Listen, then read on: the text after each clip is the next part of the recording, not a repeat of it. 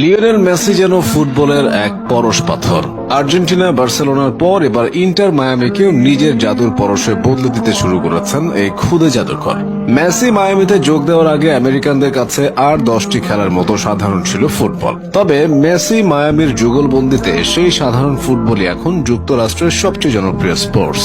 Messi আসার পর আমেরিকানদের মাঝে মায়ামির খেলা দেখার আগ্রহ এতটাই বেড়েছে যে গত মৌসুমের তুলনায় নতুন মৌসুমে তাদের টিকিটের মূল্য প্রায় দ্বিগুণ হয়ে গেছে। তবে টিকিটের মূল্য দ্বিগুণ করেও সমর্থকদের আগ্রহ কমাতে পারেনি ইন্টার মায়ামি। নতুন মৌসুমের সূচি ঘোষণার আগেই সব টিকিট বিক্রি শেষ হয়ে গেছে আমেরিকান সকার ক্লাবটির। তবে শুধু মায়ামির হোম ভেন্যু নয়, প্রতিপক্ষের মাঠেও মেসির খেলা দেখতে নতুন মৌসুমে মোটা অঙ্কের অর্থ খরচ করতে হবে মার্কিনীদের। যেমন এই বছর MLS এ কলাম্বাস ক্রু দলের প্রতি ম্যাচের টিকিটের মূল্য ছিল $40। পরের মৌসুমে ইন্টার মায়ামির ম্যাচে একদম উপরের সারির আসনের জন্য তারা কমপক্ষে $382 থেকে $680 পর্যন্ত মূল্য নির্ধারণ করেছে। শুধু যুক্তরাষ্ট্র নয়, মেসির আগমনে মেজর সকার লিগের পরিচিতিও গোটা বিশ্বে ব্যাপকভাবে ছড়িয়ে পড়েছে।